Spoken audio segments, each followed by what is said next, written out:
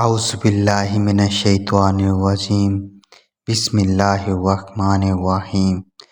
دوستو، مدینہ منورہ سے کوئی 300 کلومیٹر دور ایک خاموش علاقہ ہے۔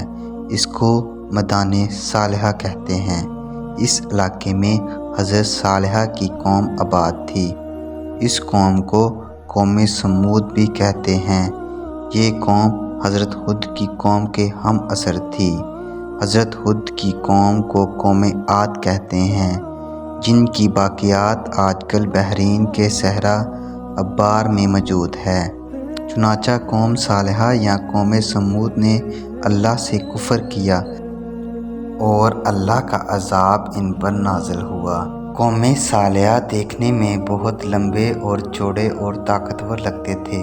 انہوں نے پہاڑوں کے اندر اپنے گھر بنا رکھے تھے جو کسی بھی موسمی شدت کا مقابلہ کر سکتے تھے۔ وہ حضرت صالح علیہ السلام کی تبلیغ کے مقابلے میں کہتے، اے صالح، ہمارے عظیم الشان گھروں کو دیکھ، کیا ہم بہت زیادہ طاقت والے نہیں؟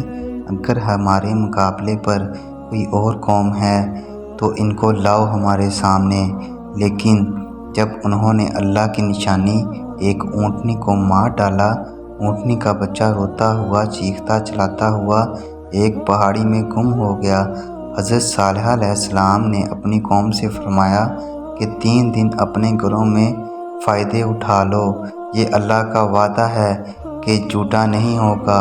تو اللہ نے حضرت صالح علیہ السلام کو اور کچھ لوگوں کو اپنی مہربانی سے بچا لیا۔ اس قوم کو چنگاڑ نے آ پکڑا، وہ اپنے گھروں میں اوندے پڑے رہ گئے۔ فرشتے کی وہ چیخو چنگاڑ اتنی شدت تھی کہ ان کے کلیجے پھٹ گئے اور اپنی گھروں میں پڑے پڑے ہی ہلاک ہو گئے۔ وہ جتنے بھی طاقتور تھے لیکن اللہ سے زیادہ زوراور نہیں ہو سکتے تھے۔ وہ برتر اور اعلیٰ ہے۔ ایک روایت میں ہے کہ حضرت محمد صلی اللہ علیہ وآلہ وسلم اپنے کچھ صحابہ کے ساتھ اس علاقے سے گزرے تو حضرت محمد صلی اللہ علیہ وآلہ وسلم کے چہرہ انوار پر اضطراب تھا اور ایسا لگتا تھا کہ وہ جلدی میں ہیں۔ وہاں کے لوگوں نے ایک کنویں کا پانی پیش کیا، لیکن حضرت محمد صلی اللہ علیہ وآلہ وسلم نے اپنے صحابہ کو منع فرما دیا اور جلدی وہاں سے نکلنے کا حکم دیا۔ صحابہ نے اضطراب کی وجہ پوچھی تو حضرت محمد صلی اللہ علیہ وآلہ وسلم نے فرمایا، یہاں اللہ کا عذاب نازل ہو چکا ہے۔ یہ علاقہ حضرت صالح علیہ السلام کی قوم کا ہے جس پر اللہ نے سخت عذاب نازل کیا۔ وہاں نہ رکنا اور نہ پانی پینا ایسے راز ہیں جس کی خبر ہمیں نہیں ہے۔ لیکن حضرت محمد صلی اللہ علیہ وآلہ وسلم طبیعتاً معصوم ہیں، چنانچہ عذاب الہی کا سن کر عام شخص اندر سے دہل جاتا ہے۔ وہ تو اللہ کے رسول ہیں جن کو اللہ کی طاقت کا بخوبی علم ہے۔ بالکل ایسے ہی قوم لوط کے ساتھ ہوا۔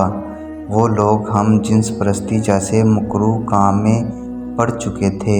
حضرت لوط علیہ السلام نے ان کو خبردار کیا، لیکن عیش و عشرت اور گناہوں کی لذت میں اس قدر غرق تھے کہ حضرت لوط کو ستانا شروع کر دیا۔